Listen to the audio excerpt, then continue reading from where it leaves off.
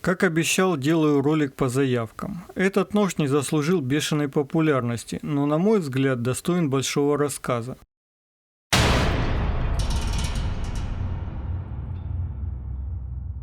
Корпоративные войны, споры из-за патентов и дизайна – все это было в истории этого ножа, но не сделало его популярным. Почему, я не могу понять, потому что, как ни посмотри, нож интересный и харизматичный. Но давайте начнем сначала. Нож Natrix очень сильно похож на нож Matrix от именитого американского дизайнера Энтони Морфеоне. История жизни и пути к успеху самого дизайнера тоже интересна, но не настолько, чтобы про это говорить сейчас. Нам нужно знать, что имя Морфеоне тесно связано с компанией Microsoft, в смысле Microtech.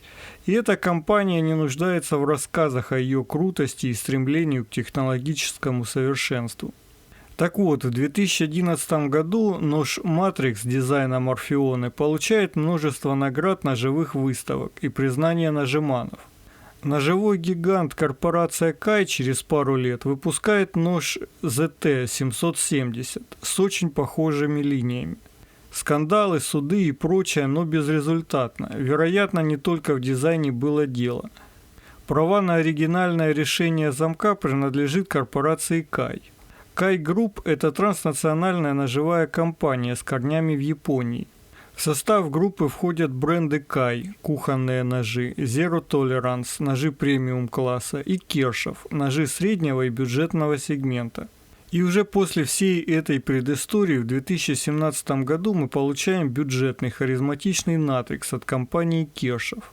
Этот нож многое перенял в дизайне от Матрикса, и форму рукояти, и оригинальную форму клинка, хоть и в меньшем размере. Но нравится мне он не только поэтому. Натрикс – это еще и интересный редкий замок Subframe, как на Матриксе. А теперь по порядку. Дизайн ножа, на мой взгляд, потрясающий. Хищный воркнив, клинок с проточкой, крупный осевой винт, перекликающиеся отверстия фрейма и клипсы.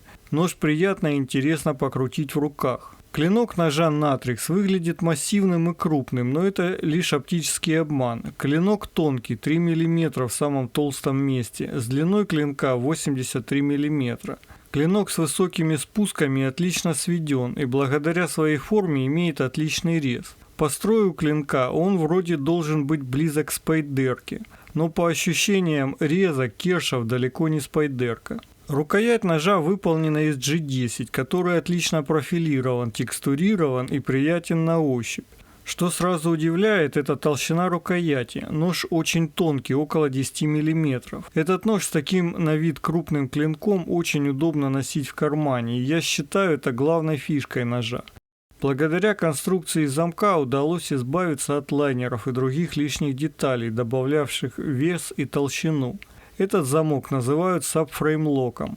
Для того, чтобы показать всю красоту технического решения замка, нож надо разобрать.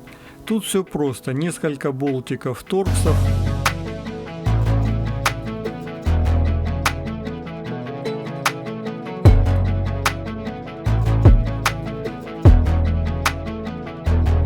сняв клипсу, мы видим нехарактерные дополнительные винты, держащие фрейм лайнера.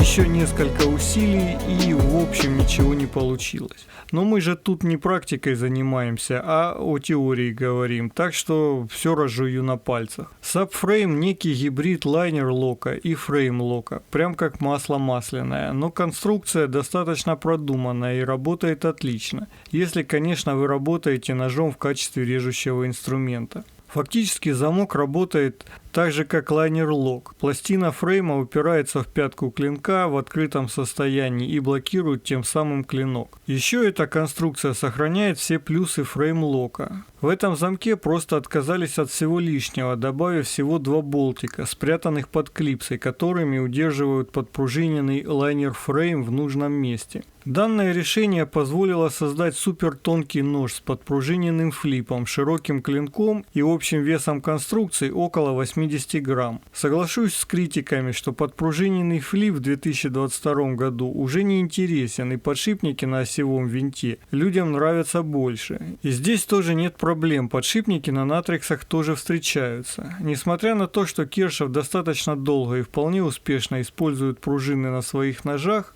и поломки с браком у них достаточно редкое явление. В таком дизайне с такими характеристиками по демократичной цене нож должен был стать топом продаж. Возможно, даже составить конкуренцию Крысе и Spyderco Tenacious, так как по примененным материалам и габаритам все эти ножи очень близки. Тем более Kershaw практически со старта продаж стали выпускать широкую цветовую линейку этих ножей, экспериментировать с размерами и материалами. К покрытию клинка тоже нет вопросов. Это простой Stone Wash или Black Wash. Так сказать, просто и функционально. И это решение куда интереснее и лучше, чем простая краска на клинках Ontario Red. Но рывка или прорыва не случилось. В моем регионе так вообще этот нож мало востребован. И для меня это большая загадка. Не могу понять, что не так. Дизайн классный, куда интереснее всего того, что предлагает пестрый Китай. Набор материалов, конечно, не супер. Китайская 8 Chrome 13 давно никого не удивляет, но списывать ее тоже еще рано. Подпружиненный флип ножа тоже выполнен на хорошем уровне. Конечно, Kershaw это далеко не Zero Tolerance и совсем уж не Microtech, и сравнивать эти ножи невозможно. Концептуально ножи, конечно, близкие, и фактически такая широкая линейка позволит любому человеку приобрести себе отличный, харизматичный и интересный дизайнерский нож. Потому что, как гласит правило этикета, стоимость ножа на кармане не должна превышать 2-месячного дохода джентльмена. И в таком разрезе оригинальные ножи Морфеоны вряд ли мы сможем часто видеть в гардеробе людей. Но вот Kershaw – отличная альтернатива.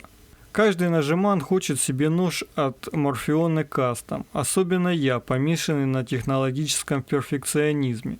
Линейка матриксов огромна и прекрасна как по примененным материалам, так и по изощренному дизайну, но цены на них тоже огромны.